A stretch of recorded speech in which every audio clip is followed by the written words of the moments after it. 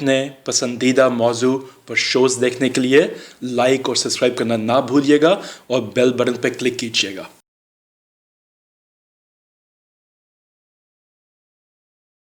Programme حقائق میں ہمارے آج کے مہمان جناب شاہد محمود بٹ صاحب ایکس ایم پی اے اور ڈسکا کے جانے پہچانے زمیندار بھی اپنے حلقے میں عوام کے لیے فلاح و بہبود کے کام کرنے میں ایک بڑا نام ہے، اور ایک بڑا زمیندار ہونے کے ناطے ہم آج بجٹ کے بارے میں ان سے بات کریں گے، اور خاص طور پہ یہ جاننا چاہیں گے کہ کیا زراعت سے متعلقہ معاملات جو ہیں، جس میں خاص طور پہ تازہ ترین واقعہ ٹڈی دل کا حملہ بھی ہے، اس میں حکومت اس سے کس طرح نپٹ رہی ہے، اور جو فصلیں برباد ہو چکی جو اس ٹڈیوں نے کھا لی اس کا کچھ سبسٹیچیوٹ ہے یا کمپنسیشن ہے۔ ابھی ایک اناؤنسمنٹ آئی ہے آج کل میں کہ 50 ارب روپے کا ایک پیکج دیا جا رہا ہے، جس میں کھاد پہ بھی ریلیف دیا جائے گا اور بینکوں کے قرضوں میں بھی ریلیف دیا جائے گا۔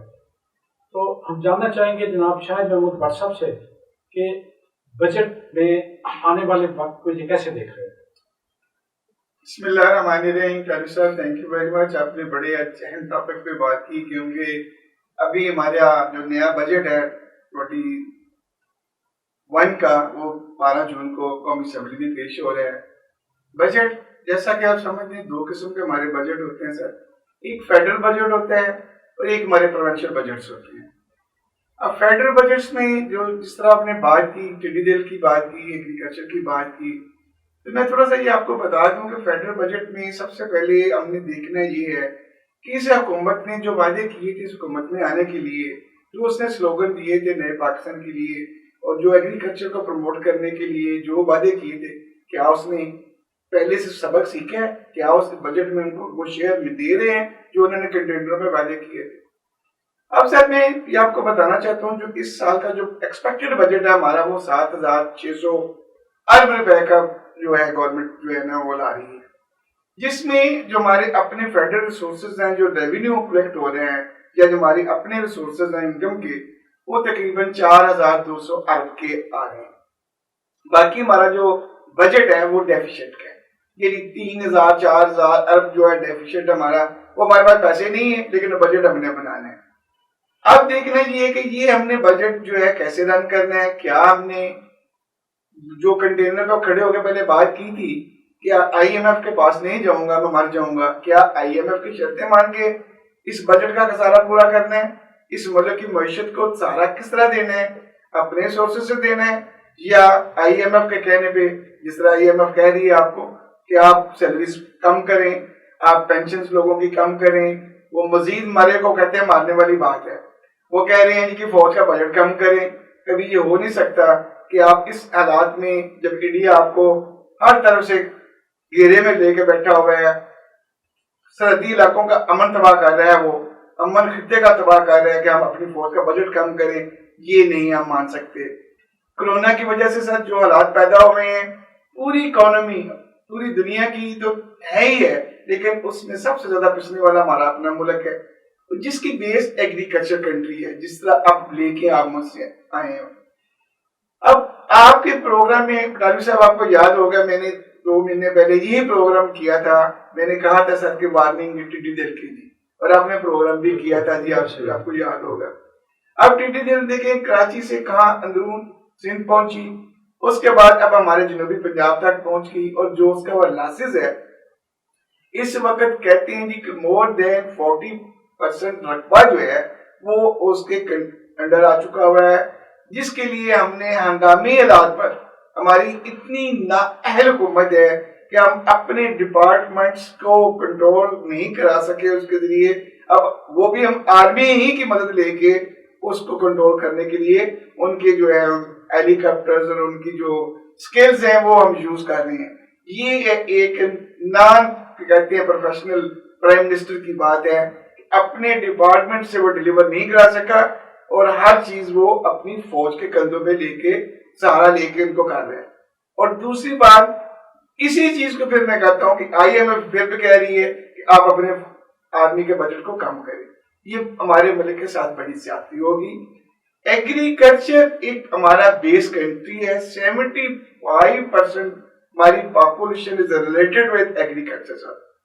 अब हमारा एग्रीकल्चर में एक हमारी एग्रीकल्चर प्रोडक्शन है जिसके जरिए से हम अपना एक्सपोर्ट रेवेन्यू कमाते हैं, फॉरेन एक्सचेंज कमाते हैं। पाकिस्तान में दो बड़ी क्रॉप्स हैं सर, एक कॉटन और दूसरी है हमारी राइस। ये दो कैश क्रॉप हैं जिनकी वजह से हम एटलीस्ट हम अपना कुछ 6-7 अरब डॉलर का रेवेन्यू कमाते थे। लेकिन इनकी नाअहली की वजह से इन्होंने इस गवर्नमेंट ने एग्रीकल्चर को प्रमोट नहीं किया, लोगों को सब्सिडाइज चीजें नहीं दी, आपकी प्रोडक्शन कम हो गई और अब आपकी जो फॉरेन एक्सचेंज है वो उससे आधी होगी, आपका इंपोर्ट ज्यादा हो गया और आपकी एक्सपोर्ट जो है वो बहुत कम होगी, जिससे मुल्क की मईशत को बहुत बड़ा झटका लगा। आपकी तफसीलात फॉरेन रेमिटेंस बाहर से आते थे, जो लोग बाहर से पैसा भेजते थे वो भी आधा रह गया, 3 अरब डॉलर रह गया, 6-7 अरब वो भेजते थे। नाकस पॉलिसियां थी जिसकी वजह से 2 महीने पहले मैंने मुस्तफा के साहब के साथ आपके साथ एक प्रोग्राम ये कहा था कि सर वीट इस मुल्क में इस दफा कम पैदा होगी, ये पीछे पीछे भागेंगे जमींदार के, इनको गंदम नहीं मिलेगी। क्यों कि गंदम पर वक्त काश नहीं हुई थी। हमारे इलाके में मुंजी के बाद गंदम आती है, फसलें तबाह हो गई थी, बेवक्त बारिशें हो गई थी, रेनी सीजन ने हमारी जो स्टैंडिंग क्रॉप राइस को उसको भी इफेक्ट किया और उसकी वजह से लेट सोइंग हुई गंदम की। और मैंने 2 महीने पहले कहा था कि सर गंदम की प्रोडक्शन इस दफा फी एकड़ कम आएगी और मुल्क में यकीन जानिए मैं कहता था कि इनका टारगेट पूरा नहीं होगा। अब इस हालात में इस आलमगीर जो वबा फैली है इसकी वजह से हमारे अगर कोई सपोर्ट कर सकता है कोई महकमा तो वो सिर्फ एग्रीकल्चर है। इंडस्ट्री तो हमारी बंद हो गई। अब बेसिक नीड हमारी है फूड। 2 चीजें हमें चाहिए इस बजट में, एक जिंदा रहने के लिए खुराक और दूसरी जिंदा रहने के लिए प्रिकॉशनरी मेजर्स। गवर्नमेंट को जो बजट में मैं ये कहूंगा सर कंट्रोल करने के लिए अवाम को इस वक्त जो रिलीफ देना चाहिए वो है एग्रीकल्चर को प्रमोट करें, एग्रीकल्चर के टैक्सेस कम करें, सब्सिडाइज करें। ये 50 जो आप कह रहे हैं जी 50 अरब का पैकेज दे रहे हैं सर, ये तो एक ऊंट के मुंह में एक जीरा देने वाली बात है। 7,600 अरब रुपए का हम एक बजट बनाए मुल्क का और उसमें सिर्फ और सिर्फ एग्रीकल्चर को रखें 50,000 यानी कि 50 अरब का पैकेज। तो सर इसमें क्या आता है? ये इस 50 अरब के एवज हम लेते क्या हैं? इसके एवज हम सर लेते हैं कि ये आज जितने लोग सिटीज में बैठे हुए उनको फीड कौन कर रहा है? वो जिम्मेदार, वो मेरा एग्रीकल्चरिस्ट जिसके पास ना तो हमारे वहां हेल्थ की फैसिलिटी है ना उसके पास एजुकेशन की फैसिलिटी है। इटारवी से हम दुख आता है, रोना आता है। मैं लास्ट संडे में अपनी काउंसिल में I belong to the rural constituency, रोना इस बात पे आता है कि हमारे इंफ्रास्ट्रक्चर में रूरल एरियाज को निगलेक्ट किया जाता है। जो कमाओ बेटा है, जो आपकी कमाओ नस्ल है वो जिम्मेदार है, उसके लिए हम उनको कुछ नहीं दे रहे। यकीन जानिए मेरी ये BRB नहर जो लाहौर की खूबसूरती है ये कहाँ से आती है? ये मेरे डस्के से आती है। मेरे डस्के से लेके मेरी आखिरी कौंसल जो यानी सिरा वाली मियाँ वाली पर्दा वाला लड़की से चले मांगा पुल तक मेरा एक हल्का आता है। मुझे यहाँ से 20 किलोमीटर चलना मेरे जिम्मेदार का, मेरे बच्चों का, मेरे मुसाफिरों का, मेरे स्टूडेंट्स का, किसी का इम्पॉसिबल है इस रोड के ऊपर वो चले नहर की पटरी के ऊपर। रोड ही नहीं है, टूटे हुए हैं। लेकिन इस लाहौर की अंदर वाली नहर जो ब्रांच यहाँ निकलती है, यहाँ आप करोड़ों की लाइटें लगा देते हैं खूबसूरती पैदा करने के लिए। तो बजट में मैं ये कहूंगा सर एग्रीकल्चर सेक्टर को निगलेक्ट ना किया जाए।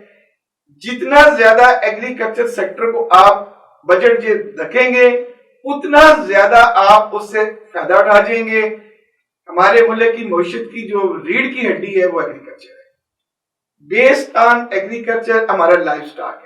आप इंपोर्ट कर रहे हैं तेल, एडिबल ऑयल्स हम अपने इंपोर्ट कर रहे हैं। एग्रीकल्चर कंट्री, हम क्यों नहीं कनोला को प्रमोट करते? हम क्यों नहीं सनफ्लावर को प्रमोट करते? हम क्यों नहीं अपनी यहाँ अपने फार्मर्स को इंसेंटिव दे रहे जनाब ये फी एकड़ आप उनसे बीज के पैसे भी लें और आप इसको काश करें सो डैट कि आप जो अपना इंपोर्ट बिल है उसको कम करें। बजट में टारवी साहब, मैं आपके चैनल के जरिए ये एक मैसेज जरूर देना चाहता हूँ, इस वक्त कौम जो है वो बहुत बुरे हालात में है। आज का बजट और पिछले 70 साल के बजट में बहुत फर्क है। पहले 70s के बजट सर ऐसे आते रहे हैं, लोग बर्दाश्त करते रहे हैं। ऐसे हालात में जबकि इंटरनेशनली हालात, वबाई मराज आ गया कोरोना, इसने पूरी, आपको सपोर्ट करने वाला कोई नहीं है। वही IMF जो हमें सपोर्ट करता था किसी मकसद के लिए, अपने मकसद के लिए हमें पैसे देता था कि यार आज हमसे पैसे लो, कल हम आपको इस तरीके से वापस लेंगे, आज वो भी हमसे हाथ वापस खींच रहे हैं। इसके पीछे एक और चीज भी, एक हार्ट मनी नाम की एक जो चंद लोगों का कार्टल है जो मुख्तलिफ जैसा सूदखोर बनिए किसी जिम्मेदार को फंसे होकर कर्जा देके उससे हमेशा के लिए फंसा लेते हैं। हार्ट मनी के लिए भी वो ग्रुप, वो गैंग डाकुओं का, वो ऐसे मुल्कों को फांसते हैं। हम भी उसमें से अभी निकले था। जी जी। तो ये नाज़रीन, आपने शाहिद महमूद भट्ट साहब की बात बड़े गौर से सुनी होगी।